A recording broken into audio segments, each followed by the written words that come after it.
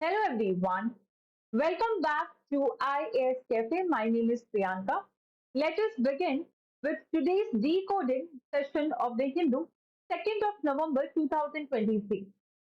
Today we'll be discussing about the GST, Goods and Services Tax. So you can relate this topic with your GS paper 3. It is related to the economics. Then we'll be talking about the women's freedom to the reproductive choices. Social issues का one of the favourite topic आप मान सकते हो, women के बारे में आपको पढ़ना ही पढ़ना है, चाहे वो ऐसे राइटिंग हो या एथिक्स हो या आपके पास सोशल इश्यूज के प्रॉब्लम्स हो, सिलेबस की हर जगह आप विमेन को लिंक कर सकते हो. So this is one of the very important topic. Then we'll be talking about the AI, that is the artificial intelligence, and the issue of the human centricity in the copyright law. So before we move forward, I would like to draw your attention towards our channel IS Cafe. अगर आपको हमारा initiative अच्छा लग रहा है, हम लोग daily current affairs की वीडियो लेके आते हैं, उसी के साथ हमारा यूपीएससी का जो स्टैटिक पोर्शन है उसकी सारे वीडियोस हम लेके आ रहे हैं, जिसमें ज्योग्राफी की सीरीज स्टार्ट हो चुकी है. आप ज्योग्राफी जाके वहाँ पे चेक कर सकते हैं, वहाँ पे क्लाइमेटोलॉजी के लेक्चर्स अपलोड हो चुके हैं. अगर आपको अच्छा लग रहा है हमारी वीडियोस को देख के, तो आप हमारे चैनल को सब्सक्राइब कर सकते हैं और लाइक और शेयर कर सकते हैं. Now, moving forward, coming to the first topic, that October gross GST collection climbed to rupees 1.72 lakh crore. The 13.4 revenue growth marks the sharpest year on the year uptick since December 2022 and breaks a 3-month streak of declaration. तो यहाँ से GST क्या है उसके बारे में हम थोड़ा सा जानकारी ले लेते हैं. ये तो ठीक है, उन्होंने अक्टूबर का जो कलेक्शन है उसका डेटा दिया. So when we talk about the GST, here we can see that GST. पहली बात तो stands for Goods and Services Tax, ठीक है? So it stands for Goods and Services Tax. तो कोई भी नया अगर सिस्टम आता है, कोई भी नया टैक्सेशन सिस्टम आता है, स्पेशली अगर हम टैक्स की बात करें, यानी पहले का जो टैक्सेशन सिस्टम है उसमें कहीं ना कोई लूप होल रहा होगा. तो उस लूप होल को ठीक करने के लिए या फिर उस पहले के टैक्सेशन सिस्टम की इश्यूज को ठीक करने के लिए एक नया टैक्सेशन सिस्टम आया. यानी जीएसटी जो है, इसके पहले का जो सिस्टम था, जो कि था आपके पास VAT, value added tax. It was value added tax. तो यानी वैट के अंदर कुछ ना कुछ इश्यूज देखे होंगे, तब हम जीएसटी लेके आए. तो पहले ब्रीफ में थोड़ा सा वैट को हम यहाँ पे समझ लेते हैं. अब दो वैट से भी पहले क्या होता था उसको भी समझो. एक होता था आपके पास एक्साइज ड्यूटी, ठीक है, एक था आपके पास एक्साइज ड्यूटी और दूसरी तरफ आपके पास है यहाँ पे सेल्स टैक्स, ठीक है. दूसरी तरफ आपके पास क्या है, सेल्स टैक्स. तो कोई भी मैन्युफैक्चरिंग अगर एक्टिविटी हो, ठीक है, please focus on the words here. I am talking about manufacturing. Manufacturing activity हो, वहां पे अगर सेंटर टैक्स लगाती है तो लगाती थी, तो वो था आपके पास excise duty. On the other hand, जो सेल्स के ऊपर टैक्स लगता था, जो कि स्टेट लगाती थी, वो है आपके पास सेल्स टैक्स. दोनों ही कैस्केडिंग इफेक्ट को शो करते थे. They both were showing the cascading effect. That means total tax paid to the government was very high. जो कि कौन दे रहा है, कंज्यूमर दे रहा है. अब कंज्यूमर जब टैक्स ज्यादा दे रहा है तो ऑब्वियसली जो मार्केट प्राइस है वो बढ़ती है. एक्सपोर्ट के जो प्रोडक्ट होते हैं यहाँ पे, ठीक है, export product, they lose export competitiveness. Export competitive, यही रीजन की वजह से इसको रिप्लेस किया गया वैट से. इसको रिप्लेस किया गया वैट। अब वैट के अगर फीचर्स की बात करते हैं, सी वैट पहला सबसे इंपॉर्टेंट पॉइंट यहाँ पे है that it is a multi point tax. ये जो वैट है ये क्या है आपके पास, multi point tax. Second, production tax है, प्रोडक्शन के ऊपर टैक्स लगता है। It is very important that VAT जो है वो प्रोडक्शन टैक्स था। थर्ड, जितना भी वैट है वो एंड कंज्यूमर पे करता था, जितना भी वैट है वो एंड कंज्यूमर जो है वो पे करता था। Fourth, tax is collected, this tax is collected by state जहां पे प्रोडक्शन हो रहा है, वेयर प्रोडक्शन अकर्स, मतलब जिस स्टेट में एक्चुअल प्रोडक्शन हो रहा है वहां पे ये टैक्स जो है कलेक्ट किया जाता है। तब इसमें इशू क्या आता है, what are the issues again about the cascading effect. मान लीजिए I am talking about the cascading effect here.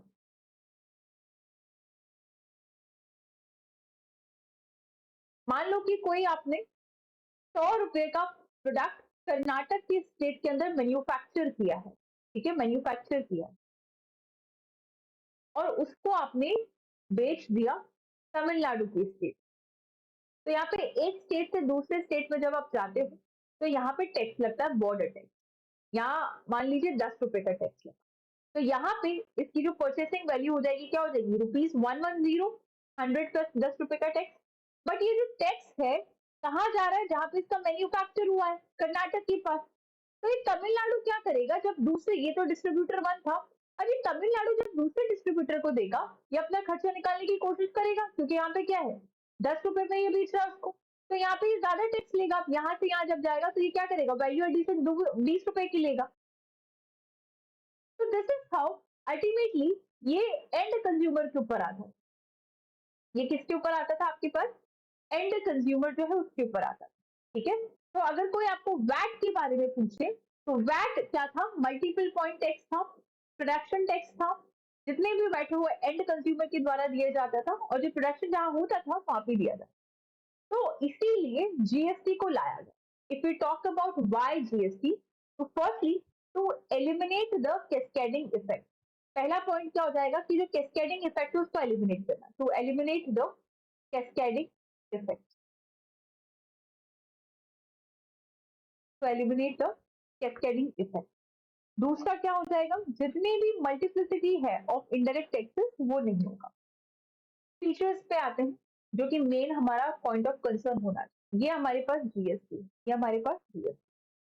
तो पहला फीचर इसका हो जाएगा dual GST, double GST, dual GST.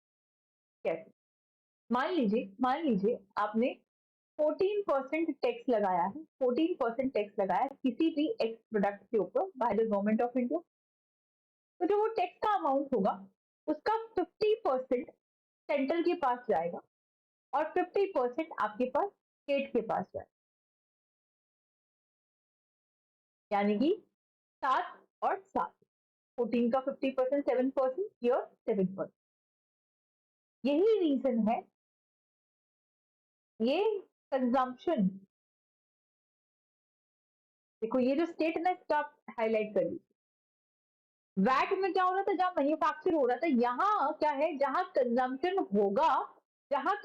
होगा वहां पे आप इसको लगाओ। तो it is also known as, इसीलिए जीएसटी को डेस्टिनेशन बेस्ड टैक्स भी बोला जाता है। This is the reason that it is also known as destination based tax और कंजम्पशन बेस्ड टैक्स, या फिर इसको क्या बोला जाता है, कंजम्पशन बेस्ड टैक्स। क्लियर है। और यहाँ पे हर एक स्टेट पे नहीं लगेगा, इंटीग्रेटेड जीएसटी होगा एक साथ, इंटीग्रेटेड जीएसटी, इंटीग्रेटेड, ठीक है। Now coming to our second discussion about the women's freedom of the reproductive choices. देखो ये एक केस आया था सुप्रीम कोर्ट के पास, जहाँ पे एक महिला है जो कि 27 वर्षीय महिला है, उनके पहले से 2 बच्चे हैं और उनका जो छोटा बच्चा है वो अभी हार्डली 1 साल का भी नहीं हुआ है या फिर 1 साल का हो चुका है, अभी हम देख लेंगे डेटा के अंदर। और फिर से वो प्रेग्नेंट हो जाती है और वो अपील करती है कि मुझे प्रेगनेंसी टर्मिनेट करवानी, यानी मुझे अबॉर्शन करवानी। बट हमारा जो एक्ट है, जो अबॉर्शन के साथ डील करवाता है या फिर इनके ये जो लॉज है इनके साथ डील करता है, एमटीबी जो एक्ट है, that is the maternity termination जो एक्ट है, उसमें दो कंडीशन है। पहला, या तो आपके पास जो बच्चा पैदा होने वाला है उसका मेडिकल टेस्ट के थ्रू पता लगे कि ये एबनॉर्मल बच्चा है या फिर इसकी हेल्थ ठीक नहीं होगी, तो आप उसको देख सकते, कंसिडर कर सकते।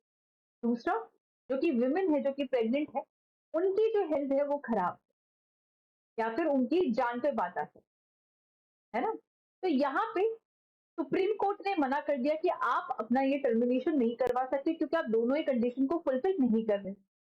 लेकिन जो लेडी है वो ये कह रही है कि पहली बात मैं मेंटली इस बच्चे को पालने लायक नहीं हूँ, मेरी जो मेंटल स्थिति है वो इस बच्चे को पालने लायक नहीं है, क्योंकि ऑलरेडी मेरे पास दो बच्चे हैं और मेरे जो हस्बैंड है वो अकेले अर्निंग है हमारे घर में। तो ना ही हम फाइनेंशियली केपेबल है तीसरे बच्चे पालने के लिए, ना ही मैं इमोशनली रेडी हूँ उस बच्चे को पालने के लिए। बिकॉज यहाँ पे कंडीशन की बात करी गई थी जहाँ पे जब लेडी किसी बच्चे को जन्म देती है तो वो पोस्टमार्टम में बहुत डिप्रेशन में होती है because of the various hormonal changes, और उनकी जो पीरियड्स होती है, जो मेंस्ट्रुअल साइकिल होती है, वो भी फिर से स्टार्ट नहीं हो रही होती है। तो इन्होंने कहा कि मेरा वो समय चल रहा था और उस वक्त मुझे पता चला कि मैं प्रेग्नेंट हूँ, or at present I am not capable either emotionally, and as a parents we both, like me and my husband, are not even financially capable to raise this child. तो मुझे इसका टर्मिनेशन करवाना है। Supreme court ने इस चीज को मना कर दिया बिकॉज आप ये जो एमटीए एक्ट है उसके अंदर फुलफिल कंडीशन नहीं हो पा रही थी। तो इसी के ऊपर डिस्कशन है कि क्या वुमेन की जो फ्रीडम है अपनी रिप्रोडक्शन के चॉइसेस के लिए वो इम्पैक्ट हो रही है। अरे भाई, वुमेन कह रही है कि भाई बच्चा मेरा है, मुझे पालना है, कंडीशन मेरी, मैं पाल ही नहीं सकती, मुझे टर्मिनेट करना है, तो क्या लॉ है ये? सुप्रीम कोर्ट का कहना है कि नहीं, जो फीटस जितने महीने का आपके पेट में आ चुका है वो वायबल है, यानी उसकी दिल की धड़कनें चालू हो चुकी है। अब जो है वो कंडीशन वायबल फीटस है, हम उसको मारने या टर्मिनेशन की परमिशन नहीं दे सकते हैं। तो यहाँ पे ये कह रही है कि भाई, वुमेन कह रही है कि वुमेन की साइड के जो लॉयर है वो बोलते हैं कि जो कॉन्स्टिट्यूशन है, जो कॉन्स्टिट्यूशन है उसमें जितने भी आर्टिकल ले लो आप, article 21 life of freedom of liberty, freedom of speech and expression, right to live liberty, whatever, अरे वो इंसान पे कैपेबल है, वो तो फीटस अभी दुनिया में आया ही नहीं है। आप उसकी किस तरह उसके बारे में कैसे सोच सकते हो कि कॉन्स्टिट्यूशन का उस पर लगेगा? तो दिस इज हाउ राइटर ने बहुत ही ब्यूटीफुली इस मैटर को पूरा डिस्कस करके यहाँ पे बताया है। ठीक है, दैट 16 अक्टूबर को X versus Union of India, यानी कि नाम यहाँ पे नहीं बताया गया है, Supreme Court of India declined a permission for women who are seeking to terminate a 26 week long pregnancy, यानी 26 हफ्तों की उनकी प्रेगनेंसी थी। So basically, a bench presided by Chief Justice of India, D.Y. Chandrachud, held that women's case fell outside the scope of medical termination of pregnancy act.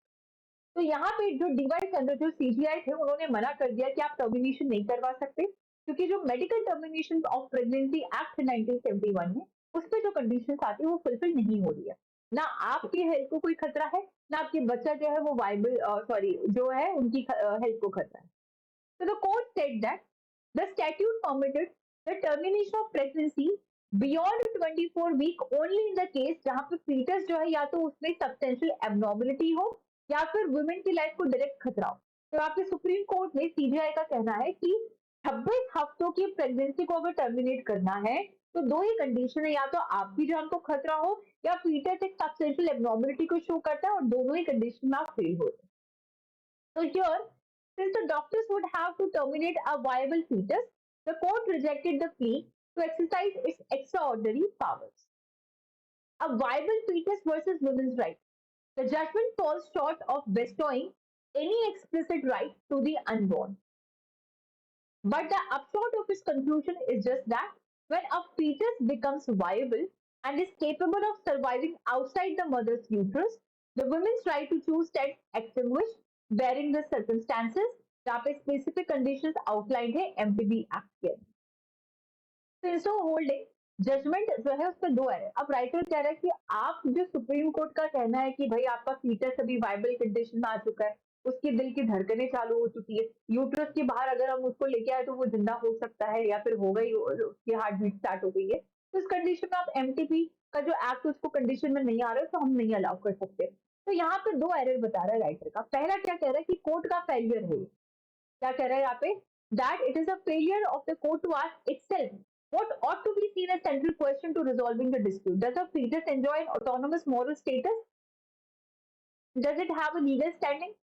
Is it capable of exercising constitutional right? तो यहाँ पे writer कह रहा है पहली बात, क्या उस फीटस के पास कॉन्स्टिट्यूशन राइट है? अरे वो दुनिया में ही नहीं आया, आप उस पर संविधान की जो लागू वो लगा सकते हो कानून? क्या ये मोरली करेक्ट है? क्या ये लीगली करेक्ट है? The judgment does not engage with these questions and as a result places the rights of fetus at a pedestal above that of a right of a pregnant woman to her a privacy and dignity. तो यार writer कह रहे हैं कि एक औरत है, उसकी राइट टू प्रिवेसी, उसकी राइट टू डिग्निटी है, उसका मेंटल स्टेट ठीक नहीं है, वो कह रही है हम फाइनेंशियली स्टेबल है, उसकी राइट के ऊपर आप फीटस का राइट रख रहे हो जो कि यहाँ पे है ही नहीं। सेकंड फेलियर जो है कोर्ट का, वही राइटर कहता है, court fails to examine whether MTP is merely an enabling legislation. Does the statute facilitate the exercise of fundamental rights? या फिर do its exemptions constitute a conferral of right in any by themselves? Had these questions been posed and answered, the court may well have considered whether a woman ought to be allowed to terminate her pregnancy outside the terms spelled out in the legislation. So if the right to freely make reproductive choices is fundamental, flowing from the Constitution, the court ought to scarcely feel injuncted from issuing directions beyond the entities acted on it. तो fact को देखते हुए कि भाई 27 वर्षीय महिला है जो किसी एक्स के साथ मैरिड है, एक्स मतलब नाम यहाँ पे नहीं बताना चाह रहे हैं, जिनके 2 बच्चे हैं, छोटा वाला जो है सिर्फ 1 साल का है और वो अपनी प्रेगनेंसी को टर्मिनेट करना चाहती है, 20 हफ्तों की प्रेगनेंसी है, लैक्टेशनल एमेनोरिया कंडीशन है। लैक्टेशनल एमेनोरिया मतलब जब आपका बच्चा छोटा होता है, आप दूध पिलाने की कंडीशन में होते हैं और आपके पास फिर से जब आपकी मेंस्ट्रुएशन साइकिल स्टार्ट होती है जो कि प्रेगनेंसी में रुक जाती है, तो वो जो रुकने, जब तक आपकी फिर से ब्लीडिंग स्टार्ट नहीं होती, that case is known as lactational amenorrhea. So the petitioner submitted before the court that when she ultimately underwent an ultrasound scan, तो उनको पता चला कि वो 24 वीक्स जो है प्रेग्नेंट। तो पेटिशनर की प्ली यही है कि अब मेरी कंडीशन को देखते हुए मुझे इस चीज के लिए परमिशन जो है वो दिया जाए। ठीक, अब हम आते हैं नेक्स्ट पे जो कि है AI and the issue of human centricity in the copyright law. इसको भी हम ब्रीफ में यहीं पे समझ लेते हैं। Artificial intelligence, every corner of the globe is using ChatGPT, which is a new platform of artificial intelligence. But now, positive तो है, दुनिया जब से आई है तब से बोल रहे थे बड़े बड़े दिग्गज की ये प्रॉब्लम क्रिएट करेगा और वो प्रॉब्लम आ गई। एआई और ह्यूमन सेंट्रिसिटी की जो कॉपीराइट लॉ है उसको लेके अब क्या हो रहा है, कॉन्फ्लिक्ट हो रहे हैं, इंटरेस्ट, कॉन्फ्लिक्ट ऑफ इंटरेस्ट। अब आप चैट जीपीटी पे लिख दो कि write an essay on a woman, आ जाएगा सेकंड्स, बिल्कुल आएगा। If you write on the chat GPT make my question answers for the test of NCERT something, it will give.